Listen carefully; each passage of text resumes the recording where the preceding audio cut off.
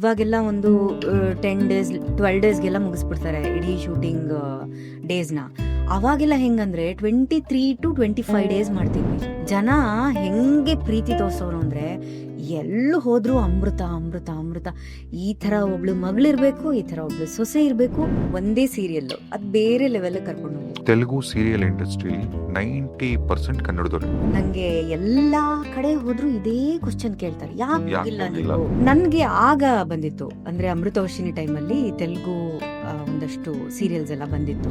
ಒಂದೇ ಸೀರಿಯಲ್ ಮಾಡೋದ್ರಿಂದನೂ ನಮ್ಗೆ ಎಷ್ಟು ಅಫೆಕ್ಟ್ ಆಗುತ್ತೆ ಅನ್ನೋದು ನನ್ಗೆ ಗೊತ್ತಿರಲಿಲ್ಲ. ಎಲ್ಲವರು ಅದರಲ್ಲಿ ಮ್ಯಾನೇಜರ್ಸ್ ಅವರು 6 ವರ್ಷ ಸೀರಿಯಲ್ ಮಾಡ್ಬಿಟ್ಟಿದ್ದಾರೆ, ಅವ್ರ ಫೇಸ್ ತುಂಬಾ ಯೂಸ್ ಆಗ್ಬಿಟ್ಟಿದೆ ಅಂತ ಹೇಳೋದಂತೆ. ಸೊ ಅದೆಲ್ಲ ನನಗೆ ತುಂಬಾ ಹರ್ಟ್ ಆಗುತ್ತೆ. ಸುವರ್ಣದಲ್ಲಿ ಒಬ್ರು ಫಿಕ್ಷನ್ ಅಂದ್ರೆ ನಾನ್ ಫಿಕ್ಷನ್ ಅಲ್ಲಿ ಒಬ್ರು ಪರಿಚಯ ಇದ್ರು. ನೀವು ಬನ್ನಿ ಒಂದ್ಸಲ ಆಡಿಷನ್ಸ್ ಕೊಡಿ ಇಲ್ಲಿ ಚೆನ್ನೈಗೆ.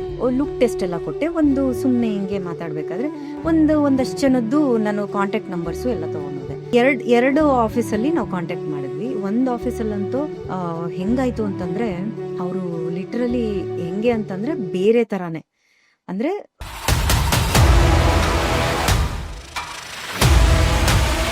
ನಂಗೇನೋ ಚೆನ್ನಾಗಿ ಜ್ಞಾಪಕ ಇದೆ. ನಮ್ಮ ಆಂಟಿ ಒಬ್ರು ರೆಗ್ಯುಲರ್ ಆಗಿ ನಿಮ್ ಸೀರಿಯಲ್ ನೋಡೋರು. ಅಮ್ಮಮ್ಮ ಅಜ್ಜಿ ಒಬ್ರು ಇದ್ರು. ಅವರು ಹೇಮಾ ಚೌಧರಿ ಅವರು ನೀವುಗಳೆಲ್ಲ ಬಂದ್ರೆ ಫಸ್ಟ್ ನಿಮ್ಮ ಸೀರೆ ನೀವು ಕಿವಿಗೆ ಹಾಕಿರೋ ಇಯರ್ ರಿಂಗ್ಸ್ ಇಂದ ಹಿಡ್ದು ಎಲ್ಲ ಅಬ್ಸರ್ವ್ ಮಾಡೋರಂತೆ. ಆಮೇಲೆ ಅಮ್ಮಮ್ಮ ಲಿಟ್ರಲಿ ಬೈಕೊಳ್ಳೋರು. ಏನು ಅಂದ್ರೆ ನಿಮ್ದು ನಿಮ್ಮ ಕೋ ಸಿಸ್ಟರ್ಸ್ ಜಗಳ ಮತ್ತ ಅವ್ರೇನೋ ಹಿಂಸೆ ಕೊಡ್ತಾರೆ ಆ ತರದ. ವರ್ಷ ಕ್ಯಾರೆಕ್ಟರ್. ಹಾ, ಈಗ ಈ ಸೀರಿಯಲ್ ಎಲ್ಲ ಇಷ್ಟು ಪಾಪ್ಯುಲಾರಿಟಿ ತಂದ್ಕೊಟ್ಟಂತದ್ದು ಹೊರಗೋದಾಗೆಲ್ಲ ಜನ ಹೆಂಗ್ ರಿಯಾಕ್ಟ್ ಮಾಡೋರು? ಅಂದ್ರೆ ಆ ಟೈಮಲ್ಲಿ ನಮಗ್ ಗೊತ್ತೇ ಆಗ್ತಿರ್ಲಿಲ್ಲ ರಾಜೇಶ್. ಅಂದ್ರೆ ಶೂಟಿಂಗ್ ಸೆಟ್ ಅಲ್ಲಿ ಯಾಕಂದ್ರೆ ನಾವು ಇವಾಗಷ್ಟೇ ಎಲ್ಲ ನಂಬರ್ ಆಫ್ ಡೇಸ್ ಶೂಟಿಂಗ್ದು ಕಡಿಮೆ ಆಗಿರೋದು. ಇವಾಗೆಲ್ಲ ಒಂದು 10 ಡೇಸ್ 12 ಡೇಸ್ಗೆಲ್ಲ ಮುಗಿಸ್ಬಿಡ್ತಾರೆ ಇಡೀ ಶೂಟಿಂಗ್ ಡೇಸ್ನ. ಅವಾಗೆಲ್ಲ ಹೆಂಗಂದ್ರೆ 23 to 25 ಡೇಸ್ ಮಾಡ್ತಿದ್ವಿ ಒಂದ್ ತಿಂಗಳಲ್ಲಿ. ಇಮ್ಯಾಜಿನ್ ನಮ್ಗೆ ಎಲ್ಲಿ ಹೋಗಕ್ಕೆ 5 ದಿನ ನಿದ್ದೆ ಮಾಡಿದ್ರೆ ಸಾಕಪ್ಪ ಅನ್ಸೋದು. ಎಲ್ಲೂ ಹೋಗಕ್ಕೆ ಆಗ್ತಿರ್ಲಿಲ್ಲ ಲಿಟ್ರಲಿ. ಸೊ ಎಲ್ಲಾದ್ರೂ ಹಿಂಗ್ ಹೋದಾಗ ನಮ್ಗೆ ಕೆಲವು ಸಲ ಅನ್ಸೋದು ಅಂದ್ರೆ ನಮ್ಗೆ ಅನ್ಸ್ತಾನೂ ಇರ್ಲಿಲ್ಲ. ಅಂದ್ರೆ ಇವಾಗೆಲ್ಲ ಅನ್ಕೊಳ್ತಾರಲ್ಲ ಹೊರಗಡೆ ಹೋಗಿದ ತಕ್ಷಣ, ಓ ನಮ್ ಸೀರಿಯಲ್ ಇಷ್ಟ ಹೆಸರು ಮಾಡ್ಬಿಟ್ಟಿದ್ಯಾ, ಇಷ್ಟ ನಂಬರ್ಸ್ ಬರ್ತಾ ಇದೆಯಾ ಅಂತೆಲ್ಲ ತಲೆಯಲ್ಲಿ ಇಟ್ಕೊಂಡು ಓಡಾಡ್ತಾರಲ್ಲ. TRP ಅದೆಲ್ಲ ನಮ್ಗೆ ಇರ್ಲೇ ಇರ್ಲಿಲ್ಲ. ನಾವು ಕೇಳ್ತಾನೂ ಇರ್ಲಿಲ್ಲ. ನಮ್ಗೆ ಅದ್ರ ಬಗ್ಗೆ ನಮ್ಗೆ ಟೆನ್ಷನ್ ಇರ್ಲಿಲ್ಲ. ನಮ್ TRP ನಂಬರ್ 1 ಇತ್ತಂತೆ, ಅದು ನಮ್ಗೆ ಗೊತ್ತಿಲ್ಲ. ನಮ್ಗೆ ಅವಾಗ ಅದು ಗೊತ್ತಿಲ್ಲ. ಇಂಡಸ್ಟ್ರಿಗೆ ಗೊತ್ತಿಲ್ಲ ಅಲ್ಲ, ಇತ್ತು ಅನ್ನೋದು ನಮ್ಗೆ ಹಿಂಗೆ ಹೊರಗಡೆಯಿಂದ ಗೊತ್ತು. ಬಟ್ ನಾವ್ ಯಾವತ್ತೂ ತಲೆಗೆ ತಗೊಂಡಿಲ್ಲ ಅಂತ ಹೇಳ್ತಾ ಇದೀನಿ ನಾನು. ಸೊ ನಮ್ಗೆ ಅದ್ ಗೊತ್ತಿಲ್ಲ. ಅಂದ್ರೆ ಅವಾಗ ಅಷ್ಟು ನಾವ್ ಹಂಗ್ ಕೆಲ್ಸ ಮಾಡ್ತಾ ಇದ್ವಿ. ಸೊ ಆ ತರ ಎಲ್ಲಾ ಸಕ್ಸಸ್ ನೋಡ್ಬಿಟ್ಟು ಹೊರಗಡೆ ಬಂದಾಗ ನಮ್ಗೊಂದೇನ್ ಗೊತ್ತಾ, ನಾವ್ ಆ ಪಾಯಿಂಟ್ ಆಫ್ ಇಲ್ಲಿ ಹೊರಗಡೆ ಹೋದಾಗ ತಲೆಯಲ್ಲಿ ಇಟ್ಕೊಂಡು ಹೋಗ್ತಿರ್ಲಿಲ್ಲ. ಜನ ಹೆಂಗೆ ಪ್ರೀತಿ ತೋರ್ಸೋರು ಅಂದ್ರೆ ಎಲ್ಲೂ ಹೋದ್ರು ಅಮೃತ ಅಮೃತ ಅಮೃತ. ಈ ತರ ಒಬ್ಳು ಮಗಳಿರ್ಬೇಕು, ಈ ತರ ಒಬ್ಳು ಸೊಸೆ ಇರ್ಬೇಕು, ಈ ತರ ಒಬ್ಳು ಹೆಂಡತಿ ಇರ್ಬೇಕು ಅಂತಾನೆ ಎಲ್ಲಾ ಕಡೆ ಹೋದ್ರು ಮಾತು. ನೀವು ಬಿಲೀವ್ ಮಾಡಲ್ಲ, ಟಿಲ್ ಟುಡೇ ಎಲ್ಲೇ ಹೋದ್ರು ಅದೇ ಪ್ರೀತಿ ತೋರಿಸ್ತಾರೆ. ಆಮೇಲೆ ಎಷ್ಟೋ ಜನ ನನ್ನನ್ನ ರಜನಿ ಅಂತ ರೆಕಗ್ನೈಸ್ ಮಾಡೋದೇ ಇಲ್ಲ, ಅಮೃತ ಅಂತಾನೆ ರೆಕಗ್ನೈಸ್ ಮಾಡೋದು. ಕ್ಯಾರೆಕ್ಟರಿಂದಾನೆ ಅದು ಫಿಕ್ಸ್ ಆಗ್ಬಿಟ್ಟಿದೆ. ಒಂದು ಸಕ್ಸಸ್ ನಿಮ್ನ ಬೇರೆ ಎಲ್ಲೋ ಕರ್ಕೊಂಡು ಹೋಗುತ್ತೆ. ಅದನ್ನ ನಾವ್ ಇವಾಗ್ಲೂ ನೋಡ್ತಾ ಬಂದಿದೀವಿ. ಎಷ್ಟೋ ಜನಕ್ಕೆ ಒಂದೇ ಸಿನಿಮಾ, ಒಂದೇ ಸೀರಿಯಲ್ ಅದ್ ಬೇರೆ ಲೆವೆಲ್ ಕರ್ಕೊಂಡು ಹೋಗುತ್ತೆ ಅಲ್ವಾ? ಅದು ಲೈಫ್ ಟೈಮ್ ಅದು. ನೀವು ಅದ್ರ ಮುಂದೆ ಎಷ್ಟೇ ಸೀರಿಯಲ್ಸ್ ಮಾಡ್ಬೋದು, ಎಷ್ಟೇ ಶೋಸ್ ಮಾಡ್ಬೋದು, ಅದೆಲ್ಲ ಲೆಕ್ಕಕ್ಕೆ ಬರಲ್ಲ. ಅದೇ ಹೆಸರಿಂದ ನಿಮ್ಮನ್ನ ಗುರುತಿಡಿತಾರೆ. ಸೊ ಇವತ್ ನೀವು ಬೇರೆ ಎಲ್ಲ ಏನೇ ಶೋ ಮಾಡ್ಬೋದು, ಬಟ್ ಲವ್ ಗುರು ಅನ್ನೋದು ನಿಮ್ದೊಂದು ಟೈಟಲ್ ಹಂಗೆ. ಅದ್ ಯಾವಾಗ್ಲೂ ಫಸ್ಟ್ ನಾವ್ ಏನ್ ಶುರು ಮಾಡ್ತೀವಿ ಅದ್ ನಮ್ಗೆ ಎಷ್ಟು ಹೆಸರು ತಂದ್ಕೊಡುತ್ತೆ. ಹೌದು, ಅದು ಎಷ್ಟ್ರ ಮಟ್ಟಿಗೆ ನಮಗೆ ಕರೆಕ್ಟ್. ಸೊ ಈಗ ಇನ್ನ ಸೀರಿಯಲ್ ಅಂತ ಬಂದಾಗ ಈಗ ಕನ್ನಡಲೆಲ್ಲ ಇಷ್ಟು ಪಾಪ್ಯುಲಾರಿಟಿ ತಂದ್ಕೊಟ್ಟಿತ್ತು ನಿಮಗೆ. ಅಂಡ್ ಅಫ್ಕೋರ್ಸ್ ಅದೇ ಟೈಮಲ್ಲಿ ಈಗ ಬೇರೆ ಚಾನೆಲ್ಗಳಿಂದ ಕೂಡ ನಿಮಗೆ ಆಫರ್ ಮಾಡಿರ್ತಾರೆ ಇನ್ನು ಬೇರೆ ಪೇಮೆಂಟ್ಗೆ, ಜಾಸ್ತಿ ಪೇಮೆಂಟ್ಗಳಿಗೆ. ಕನ್ನಡ ಒಂದ್ ಕಡೆ ಆದ್ರೆ ಈಗ ನೀವು ಗಮನಿಸಿರ್ತೀರ ಟ್ರೆಂಡ್, ಆಲ್ಮೋಸ್ಟ್ ಪಕ್ಕದ ತೆಲುಗು ಸೀರಿಯಲ್ ಇಂಡಸ್ಟ್ರಿಲಿ 90% ಕನ್ನಡದವ್ರೆ. ಕನ್ನಡ ಹೀರೋಯಿನ್ಗಳು, ಕನ್ನಡ ಹೀರೋಗಳು. ತಮಿಳಲ್ಲೂ ನಮ್ಮವ್ರು ಒಳ್ಳೊಳ್ಳೆ ಆರ್ಟಿಸ್ಟ್ಗಳಿದ್ದಾರೆ. ಈಗ ನೀವ್ ಯಾಕೆ ತೆಲುಗು ತಮಿಳ್ ಎಲ್ಲೂ ಕೂಡ ಹೋಗ್ಲಿಲ್ಲ?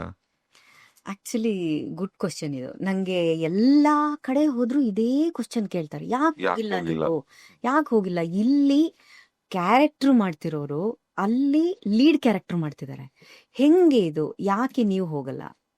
ನೀವು ಇಷ್ಟು ಚೆನ್ನಾಗಿದ್ದೀರಾ, ಇಷ್ಟು ಚೆನ್ನಾಗಿ ಆ್ಯಕ್ಟ್ ಮಾಡ್ತೀರಾ ಅನ್ನೋದು ನಾನು ಬೇರೆಯವ್ರು ಹೇಳೋದನ್ನ ಹೇಳ್ತಾ ಇದ್ದೀನಿ, ನಂದು ಓನ್ ಇದಲ್ಲ. ಮೋಸ್ಟ್ ಪ್ರಾಬ್ಲಿ ಅವ್ರ ಪಾಡ್ಕಾಸ್ಟ್ ನೋಡಿದ್ರೆ ಹೌದಲ್ವಾ ನಾನು ಹೇಳಿದ್ದೆ ಅಲ್ವಾ ಅಂತ ಯೋಚನೆ ಮಾಡ್ಬೋದು. ಸೊ ಆ ಥರ ನನಗೆ ಆಗ ಬಂದಿತ್ತು, ಅಂದರೆ ಅಮೃತವರ್ಷಿಣಿ ಟೈಮಲ್ಲಿ ತೆಲುಗು ಒಂದಷ್ಟು ಸೀರಿಯಲ್ಸ್ ಎಲ್ಲ ಬಂದಿತ್ತು, ಇಲ್ಲ ಅಂತ ಹೇಳಲ್ಲ. ಬಟ್ ಆಫ್ಟರ್ ಸರ್ಟನ್ ಟೈಮ್ ನಮ್ಗೇನಾಯಿತು, ಒಂದೇ ಸೀರಿಯಲ್ ಮಾಡೋದ್ರಿಂದನೂ ನಮ್ಗೆ ಎಷ್ಟು ಅಫೆಕ್ಟ್ ಆಗುತ್ತೆ ಅನ್ನೋದು ನನಗೆ ಗೊತ್ತಿರಲಿಲ್ಲ. ಅದು ಇವಾಗಿನವ್ರಿಗೆ ಗೊತ್ತಿದೆ ಅದು. ಅದಕ್ಕೆ ಏನು ಮಾಡ್ತಾರೆ, ಇಲ್ಲೊಂದು ಮಾಡ್ತಿದ್ರೆ ಅಲ್ಲೊಂದು ಮಾಡ್ತಾರೆ, ತೆಲುಗಲ್ಲಿ ತಮಿಳಲ್ಲಿ ಆ ಥರ. ನಾವು ಒಂದೇ ಸೀರಿಯಲ್ ಮಾಡ್ಕೊಂಡು ಬಂದ್ಬಿಟ್ವಿ 6 ವರ್ಷ. ನಮಗೆ ಬೇರೆ ಚಾನಲಲ್ಲಿ ಕರೆದ್ರೂ ಕೂಡ ನಾವು ಹೋಗಲಿಲ್ಲ, ಬೇರೆ ಪೇಮೆಂಟ್ ಕರೆದ್ರೂ ಕೂಡ ಹೋಗಲಿಲ್ಲ. ಬಿಕಾಸ್ ನಮ್ಗೆ ಅಷ್ಟು ಅದೊಂದು dedication, comfort zone. Comfort zone, dedication. ಅಂದರೆ ನಮಗೆ ಕರೆದು ಅವತ್ತು ನಮ್ಗೆ ಏನು ನಂಬಿಕೆ ಇಟ್ಟು ಕೆಲಸ ಕೊಟ್ಟಿದ್ರು, ನಾವು ಟಿಲ್ ಟುಡೇ ಅದನ್ನು ಉಳಿಸ್ಕೊಳ್ಬೇಕು ಅನ್ನೋದು ಒಂದು ನಿಯತ್ತು ಜಾಸ್ತಿ ನಮಗೆ. ಹಂಗೆ. ಸೊ ಅವಾಗ ಬಂದಿತ್ತು. ಅದಾದ್ಮೇಲೆ ನನಗೆ ಬರಲಿಲ್ಲ. ಸೊ 6 ವರ್ಷ ನಮ್ಮ ಸೀರಿಯಲ್ ಎಲ್ಲ ಮುಗೀತು. ನೋಡೋಣ ಬರುತ್ತೇನೋ ಅಂತ ವೆಯ್ಟ್ ಮಾಡಿದೆ. ನಾನು ಸುಮಾರು ಕಡೆ ಇಲ್ಲಿಂದ ಕೋಆರ್ಡಿನೇಟರ್ಸ್ ತುಂಬ ಇದ್ದಾರೆ, ಅವ್ರ ಕಡೆಯಿಂದ ಟ್ರೈ ಮಾಡಿದೆ. ಅದು ಆಗಲಿಲ್ಲ, ವರ್ಕೌಟ್ ಆಗಲಿಲ್ಲ. ಯಾಕಾಗಲಿಲ್ಲ ಅಂತ ಯೋಚನೆ ಮಾಡಿದಾಗ ನಂಗೊಂದಷ್ಟು ಜನ ಇಂಡಸ್ಟ್ರಿಯಲ್ಲಿರೋರು, ಈಗ ನಿಮ್ಮನ್ನ ಇಷ್ಟಪಡೋರು ಒಂದಷ್ಟು ಜನ ಆದರೆ ಇಷ್ಟಪಡದೇ ಇರೋರು ಒಂದು ಕ್ಯಾಟಗರಿ ಇರುತ್ತಲ್ಲ, ಅದೊಂದು ಗ್ರೂಪ್ ಗ್ಯಾಂಗ್. ಆ ಗ್ಯಾಂಗ್ಗಳಿರುತ್ತಲ್ವಾ, ಅವ್ರುಗಳು ಕೆಲವರು ಅದರಲ್ಲಿ ಮ್ಯಾನೇಜರ್ಸು, ಅವರು 6 ವರ್ಷ ಸೀರಿಯಲ್ ಮಾಡ್ಬಿಟ್ಟಿದ್ದಾರೆ, ಅವ್ರ ಫೇಸ್ ತುಂಬ ಯೂಸ್ ಆಗ್ಬಿಟ್ಟಿದೆ ಅಂತ ಹೇಳೋದಂತೆ. ಅವ್ರು ಹೆಂಗೆ ಕೇಳಿ ನೋಡಿ ಅಂತ ಅಂದರೆ ಅವ್ರಿಗೆ, ಪ್ರೊಡ್ಯೂಸರ್ಗಳಿಗೆ ಮತ್ತು ಡೈರೆಕ್ಟರ್ಗಳಿಗೆ ಈ ಡೈಲಾಗ್ ಹೇಳೋದಂತೆ. ಓಕೆ. ಸೊ ನನಗದು ಕಿವಿಗೆ ಬಿದ್ದಿದೆ. ನಿಮ್ ತನಕ ಬರಕ್ ಬಿಡ್ತಿರ್ಲಿಲ್ಲ, ಅಲ್ಲೇ ಕಟ್ ಮಾಡ್ಬೋದು. ಅಲ್ಲೇ. ಸೊ ಅದೆಲ್ಲ ನನಗೆ ತುಂಬ ಹರ್ಟ್ ಆಗುತ್ತೆ. ಅದಾದಮೇಲೆ ಈಗ ರೀಸೆಂಟಾಗೆ ನನಗೆ ಯಾವುದು ಕನ್ನಡದಲ್ಲೂ ಕೂಡ ಒಂದಷ್ಟು ಅವಾಗ ನಾನು ಗ್ಯಾಪ್ ತಗೊಂಡೆ, ಯಾವುದೂ ಬರಲಿಲ್ಲ. ಸೊ ಆ ಟೈಮಲ್ಲಿ ನೋಡೋಣ, ಟ್ರೈ ಮಾಡೋಣ, ಯಾಕೆ ಎಲ್ಲರೂ ಮಾಡ್ತಿದ್ದಾರೆ, ಏನಕ್ಕೆ ನನಗೆ ಬರ್ತಾ ಇಲ್ಲ ನೋಡೋಣ ಅಂತ ಹೇಳ್ಬಿಟ್ಟು ನನಗೆ ಸುವರ್ಣದಲ್ಲಿ ಒಬ್ಬರು ಫಿಕ್ಷನ್, ಅಂದರೆ ನಾನ್ ಫಿಕ್ಷನಲ್ಲಿ ಒಬ್ಬರು ಪರಿಚಯ ಇದ್ದರು. ಅವಾಗ ಅಂದರೆ ನಮ್ಮ ಶೋಸ್ ಎಲ್ಲ ನಡಿಬೇಕಾದ್ರೆ ಅವರು ನಾನ್ ಫಿಕ್ಷನಲ್ಲಿ ಪರಿಚಯ ಇದ್ರು. ಅವ್ರ ನಂಬರು ಕೂಡ ನನ್ನ ಹತ್ರ ಇರಲಿಲ್ಲ. ನಾನು ಯಾರ ಹತ್ರನೂ ತೊಗೊಂಡು ಅವ್ರನ್ನ ಕಾಂಟ್ಯಾಕ್ಟ್ ಮಾಡಿದೆ. ಸರ್ ಹಿಂಗೆ ಏನು ಸರ್, ನಾನು ಮಾಡಬೇಕು ಅಂದ್ಕೊಂಡಿದ್ದೀನಿ ತೆಲುಗು ತಮಿಳಲ್ಲಿ, ನೋಡಿ ಸರ್ ಯಾವುದಾದ್ರು ಇದ್ರೆ. ನೀವು ಅಲ್ಲೇ ಕೂತ್ಕೊಂಡು ಮಾತಾಡಿದ್ರೆ ಆಗಲ್ಲ, ನೀವು ಬನ್ನಿ ಒಂದ್ಸಲ ಆಡಿಷನ್ಸ್ ಕೊಡಿ, ಇಲ್ಲಿ ಒಂದು ಲುಕ್ ಟೆಸ್ಟ್ ಕೊಟ್ಟು ಹೋಗಿ ಬನ್ನಿ ಅಂತಂದು. ಸರಿ ಆಯಿತು ಅಂತ ಹೇಳ್ಬಿಟ್ಟು ನಾನೇ ಖರ್ಚು ಮಾಡಿಕೊಂಡು ಹೋದೆ. ನನ್ನ ಕಸಿನ್ ಬ್ರದರ್ ಕರ್ಕೊಂಡು ಹೋದೆ. ಎಲ್ಲಿಂದ? ಹೈದರಾಬಾದ್ಗೆ? ಅಲ್ಲ, ಇದಕ್ಕೆ ಚೆನ್ನೈಗೆ. ಚೆನ್ನೈಗೆ. ಲುಕ್ ಟೆಸ್ಟ್ ಎಲ್ಲ ಕೊಟ್ಟೆ. ಒಂದು ಸುಮ್ಮನೆ ಹಿಂಗೆ ಮಾತಾಡಬೇಕಾದ್ರೆ ಒಂದಷ್ಟು ಜನದ್ದು ನಾನು ಕಾಂಟ್ಯಾಕ್ಟ್ ನಂಬರ್ಸು ಎಲ್ಲ ತೊಗೊಂಡೋದೆ. ಅದರಲ್ಲೆಲ್ಲ ಒಂದಷ್ಟು ಜನ ಡಬ್ಬಗಳೇ ಇದ್ರು ಬಿಡಿ, ಅದೆಲ್ಲ ಗೊತ್ತಿರೋ ವಿಚಾರನೇ ಸಾಕಷ್ಟು ಜನಕ್ಕೆ. ಎರಡು ಆಫೀಸಲ್ಲಿ ನಾವು ಕಾಂಟ್ಯಾಕ್ಟ್ ಮಾಡಿದ್ವಿ. ಒಂದು ಆಫೀಸಲ್ಲಂತೂ ಹೆಂಗಾಯಿತು ಅಂತಂದರೆ, ಅವರು ಲಿಟ್ರಲಿ ಹೆಂಗೆ ಅಂತಂದರೆ ಬೇರೆ ಥರನೇ, ಅಂದರೆ ಒಂದು ಕ್ಲೀನ್ ಪ್ರಾಜೆಕ್ಟ್ ಇರುತ್ತೆ, ಇನ್ನೊಂದು ವಿತೌಟು, ಹಾಗೆ ಆ ಥರ ಡಿವೈಡ್ ಮಾಡ್ಕೊಂಡಿದ್ದಾರೆ ಅಲ್ಲೇ. ಸೊ ನಿಮ್ಮಲ್ಲೇ ಸಾಕಷ್ಟು ಜನ ಬರ್ತಾರೆ, ಮಾಡ್ತಿದ್ದಾರೆ ಅಂತಾನೆ ಅವ್ರು ಯಾರು ಅಂತಲೂ ಹೇಳಿದ್ರು. ಬಟ್ ಬೇಡ, ಅದು ನಮಗೆ ಬೇಡ. ಹಂಗೆ ಹೇಳಿದಾಗ ನಾವು ಬಂದ ಟೈಮಲ್ಲಿ ಅವೆಲ್ಲ ಕೇಳೂ ಇಲ್ಲ, ನಮಗೆ ಗೊತ್ತೂ ಇಲ್ಲ ಹಿಂಗೆಲ್ಲ ಇರುತ್ತೆ ಅಂತ. ಅಂದ್ರೆ ಇದು ಕಮಿಟ್ಮೆಂಟ್. ಕಮಿಟ್ಮೆಂಟ್. ಸೊ ಕಮಿಟ್ಮೆಂಟಿಗೆ ಅಂದರೆ ಅಲ್ಲೇ ಒಂದು ಇದಿದೆ, ಅಂದರೆ ನೀವು ಒಂದು ಬಯೋಡೇಟಾ ಕಳಿಸ್ತೀರಾ ಗೊತ್ತಾ, ಅದರಲ್ಲೇ ಒಂದು ಆಪ್ಷನ್ ಕೂಡ ಇದೆ, ಕ್ಲೀನ್ ಪ್ರಾಜೆಕ್ಟ್ ಅಂತ. ಅದರಲ್ಲೇ ಒಂದು ಆಪ್ಷನ್ ಕೂಡ ಇದೆ.